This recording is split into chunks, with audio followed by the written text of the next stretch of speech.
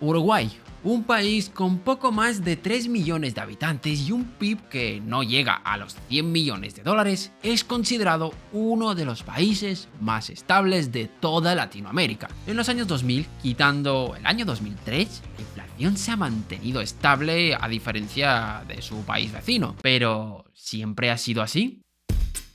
A pesar de que ahora mismo Uruguay goce de una gran estabilidad, no siempre ha sido así. Es más, buena parte de su historia es muy parecida a la de Argentina. Periodos de alta inflación, feriados bancarios, quiebras masivas, burbujas, desequilibrios en las cuentas, en fin, poco que comentar. Más de uno habrá vivido un déjà vu. Y seguramente muchos os estáis preguntando cómo demonios pasó Uruguay de esta situación a tener la estabilidad económica de la que gozan hoy en día. Pero esa segunda parte la dejaremos para otro vídeo. Hoy queremos hablaros de la historia de este país y cómo en los años 60 estuvo al borde del abismo financiero, por culpa de políticas que os serán familiares a más de uno. Pero precisamente estos años, y sobre todo los años 70, serán el punto de inflexión en la historia de ambos países. A partir de esos años, los caminos de Argentina y Uruguay tomaron caminos muy diferentes, llevándolos a resultados completamente opuestos. Pero como dije, eso es otra historia. Así que no me enrollo más, poneros cómodos, que empezamos.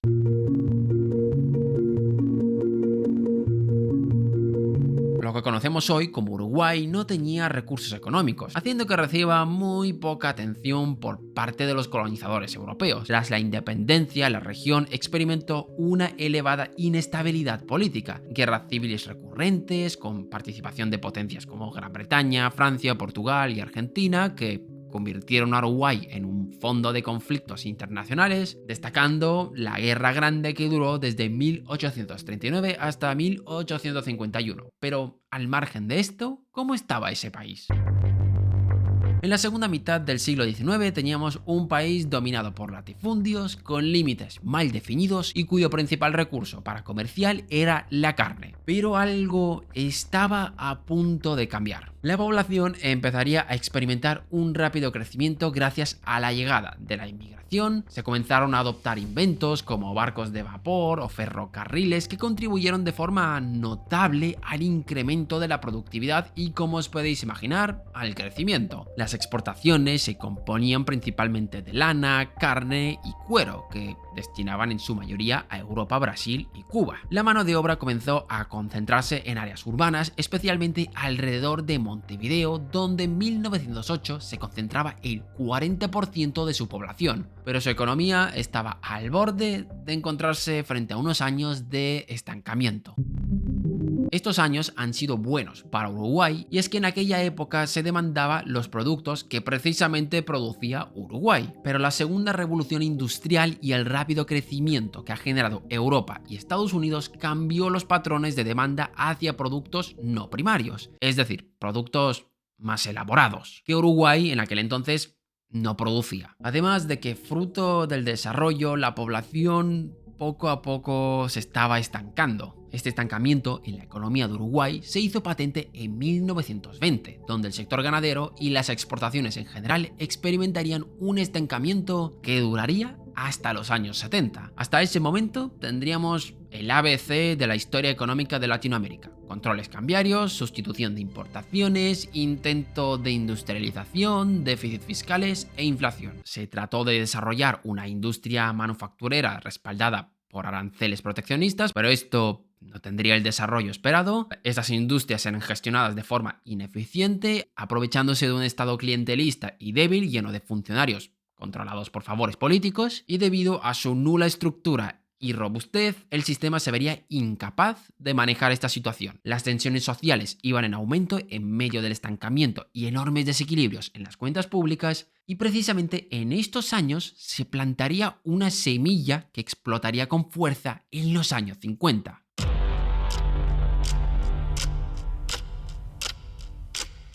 En el año 1921 se aprobaría la conocida como Ley Cerrato. Esta ley le otorgaría a los empleados públicos de cierta antigüedad un derecho especial, y es que podían tener acceso a una vivienda o un crédito para poder optar dar a una. Todo ello orquestado por el Banco Transatlántico, y quedaros con este nombre porque será de gran relevancia. Los créditos debían pagarse en 20 o 30 años, y con una inflación elevada esto se convertiría en un serio problema, como veremos un poco más adelante. Esto hizo que el sector bancario en general tuviese incentivos a jugar al jueguito de la especulación, que estallaría en los años 60. Pero, ¿por qué estalló todo en los años 60? Bueno, vamos a verlo.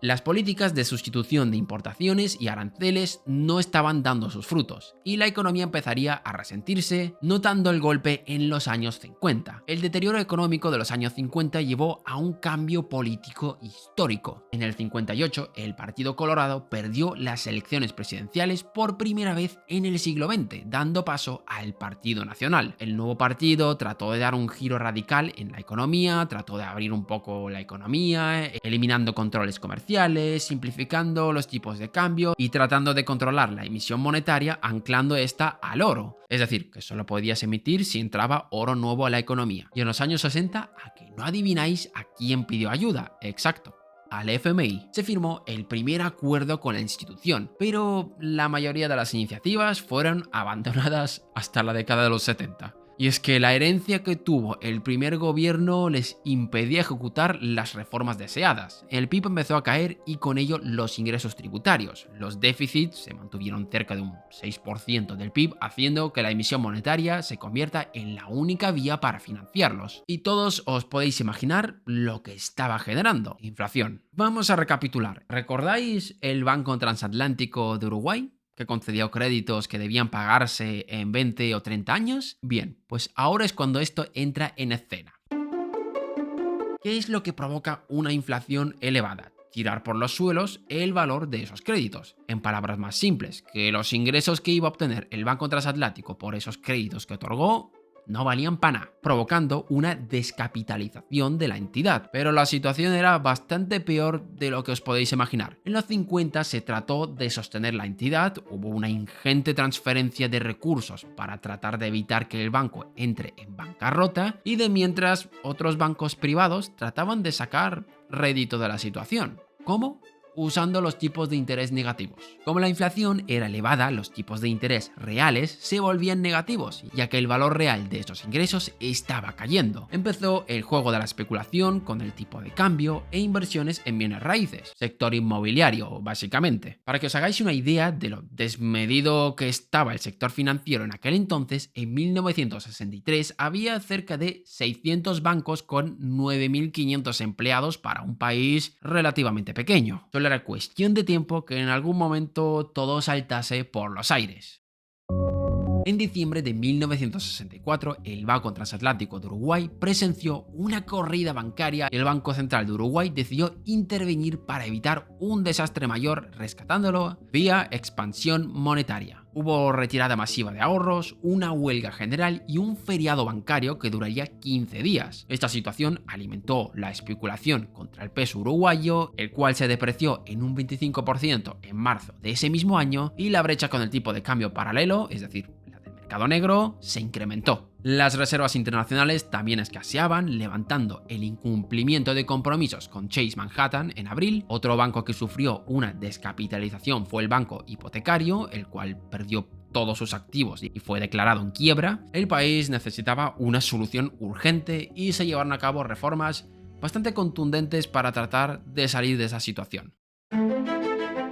La monetización de los depósitos, en palabras cristianas, imprimir dinero para tratar de pagar a los depositantes, no estaba funcionando. El peso se seguía devaluando, provocando más retiros, obligando a seguir monetizando, y así seguimos alimentando este círculo vicioso. Había que cambiar de estrategia si se quería salir de alguna forma. Se impuso una fijación de precios y de salarios para tratar de cortar el problema, cortando de esta forma la espiral salarios-inflación. También se llevó a cabo un importante ajuste fiscal para tratar de reducir el déficit. El plan tuvo relativo éxito entre 1968 y 1970, la economía creció en promedio en un 4,1% y el déficit seguía siendo bajo. Parecía verse la luz al final del túnel, pero había otro obstáculo que superar.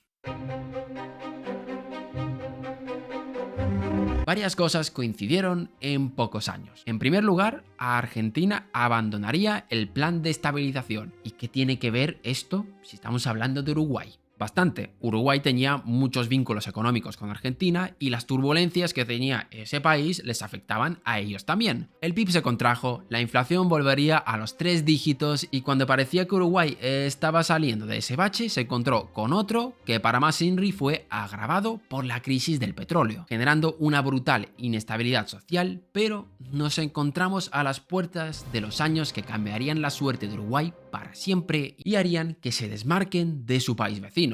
Pero esto ya lo dejaremos para otro vídeo. A pesar de gozar una relativa estabilidad, no siempre ha sido así. Y en este vídeo hemos visto cómo este país ha pasado por una época turbulenta al igual que su país vecino. Ahora nos falta por ver la parte interesante, pero os vamos a dejar con las ganas para que estéis atentos al canal, así que suscribiros si aún no lo estáis. Gracias por vernos un día más y nos vemos en el próximo vídeo.